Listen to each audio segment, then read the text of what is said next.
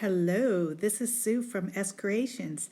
Today's project is going to be making a shaker card using Simon Says Beautiful Mermaids and some glitter gel. So let's get started.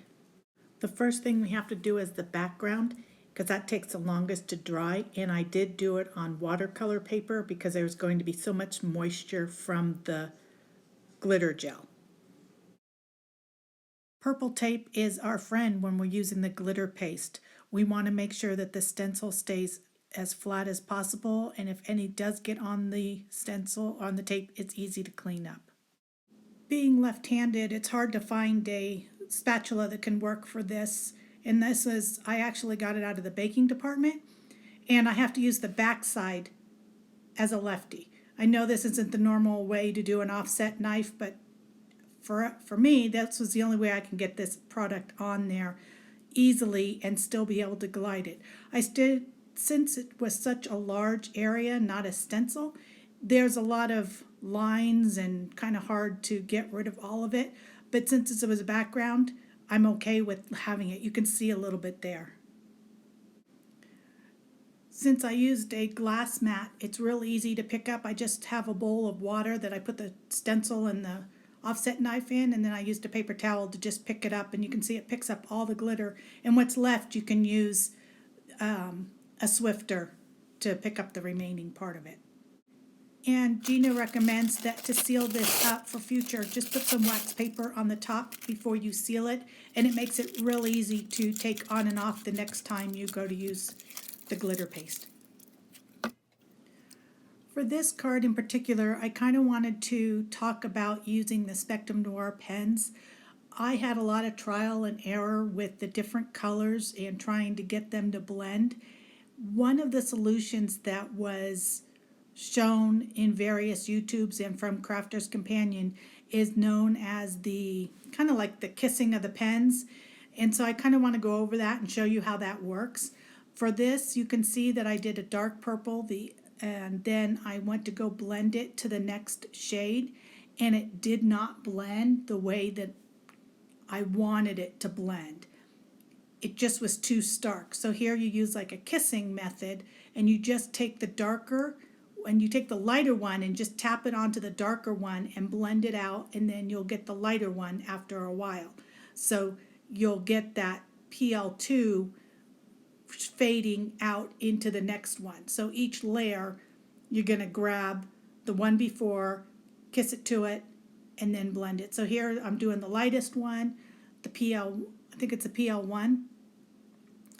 And to blend the PL2 into it, I tap it onto the PL2 and just tap it into the BL where I had the darker shade and blend with little flicking moments or motions up into the PL1. It takes some time, and it's not a fast blend, and you have to go over it a few times to get the shading that you want. But anytime you get a dark color, so here I've got the darkest color in the outlines, and then I'm going to put the next layer and it doesn't blend. So to remedy that, I'm going to tap the PL2 into the dark one, blend it out the way I want to, and then do the same with the lighter shade of the purple. It took there's really nothing to teach you on this. You just have to just experiment and know how much to put on the coloring pen that you're using to get the shade you want. It does take some time, and I had to do it over and over again, as you can see, just to feel that I got the right combinations of it. Not all the colors are difficult to blend. Most of them are real easy with the Spectrum Noir, but there are a few that are more difficult because of the dark shade, and even though they're in the same family, they're not that easy to blend, and this is the best way I found to use those darker colors and blend into the next shade. I'll go ahead and zoom in so you can see it a little easier, so you can see the different shades that I used. When it came to coloring her bikini top and the flower and also her skin color. I just did some basic coloring. There was no real blending of the colors. It was such a small area. And I used the basic tans for the body and just kind of blend them out a little bit on each, where it would be darker in some areas, but just some basic blending, nothing special here. And as I do with most of my face images, I add the PP3 for the cheeks to give it that little blush look, and then just blend it out with the lightest shade of the tan that I'm using. Here's another view of me using that kiss blending method when I wanted to do the rocks.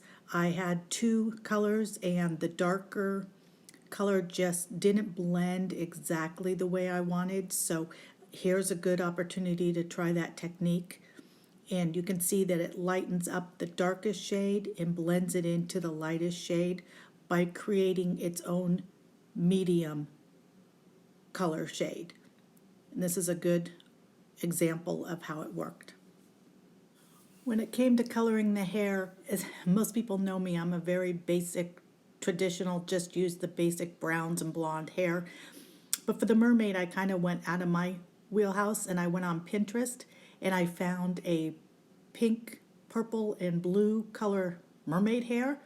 So I thought I would try to create that here for this mermaid. So these are the three colors that I used, and I just went back and forth between all three colors until I got the shade that I'm looking for and gave her that mermaid look. For the next step of the project, I had to fuzzy cut around her so that she'll pop from the page. You probably could get some dye. I think they have a dye for this, but I didn't have that, so it's a very simple image to cut around. So that's what I did here. Once the first panel had dried, then I went back with the gold and finished the bottom of the panel with the gold glitter paste, again using the same method that I did on the top portion. I just flipped the stencil upside down so that I could get that coverage on there and just taped it really good.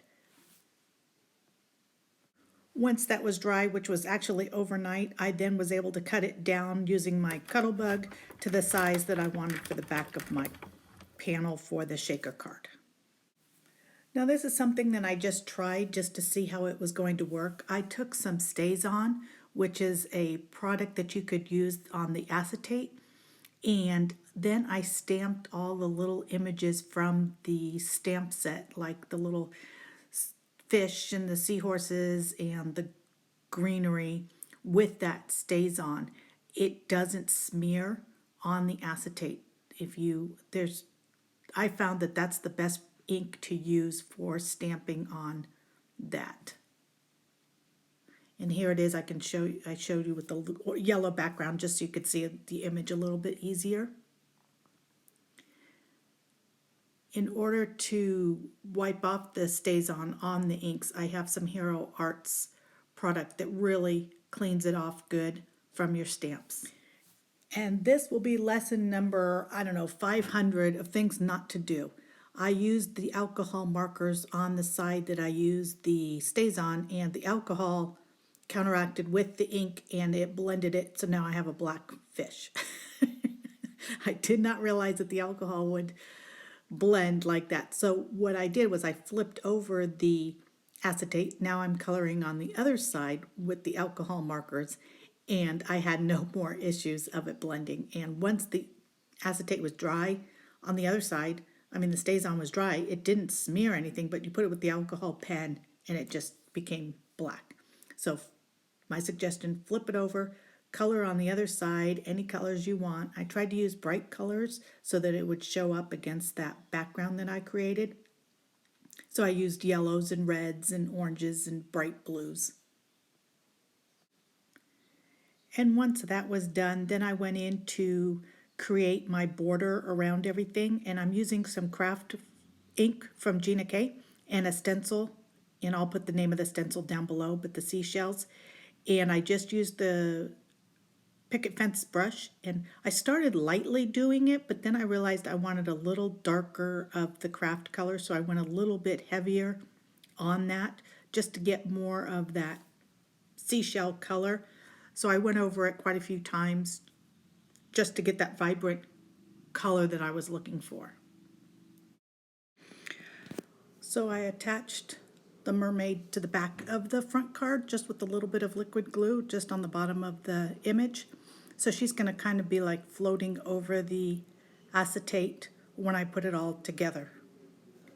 At this point, we want to now attach the acetate section to the front part of the card, and to do that you just need some double sticky, and I have double sticky score tape, and I just put it on the very edge of this panel, and then I cut down the acetate to a little bit larger than this opening, and so it will fit right on that panel.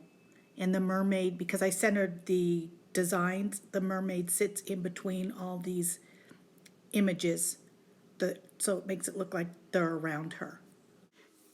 For making the shaker part now, I put some double foam tape on top of the acetate, and this is where the background will get adhered to. Now, again, this is a warning not to do as everything that I do here, because I should have taken the strips and made them, like here I had some, they were short, and I should have made them go all the way to the edge and not use little pieces, because that's a place where the sequins and whatever beads you have the opportunity of escaping. It would be better if you used one solid tape. I also took a Swifter and made it kind of static free to make the sequins glide a little bit easier when I put that onto the background. And then you just have to put the card front on the back panel that we created with the glitter gel. Kind of press it down firmly, and then when you give the card a shake, you should be able to see all the little sequences move around. And then you can adhere it to any card front that you would like. For this card, I finished it off by using the treasure chest in the set and one of the sentiments that's inside it, and I'd adhered that to the front, and I also did the stencil on the inside and added some more of the sentiments from the set. Thank you for watching, and if you enjoyed this video, please give it a thumbs up, subscribe, and hit the notification bell so you can see my future projects. I love spending the time with you. Have a great evening.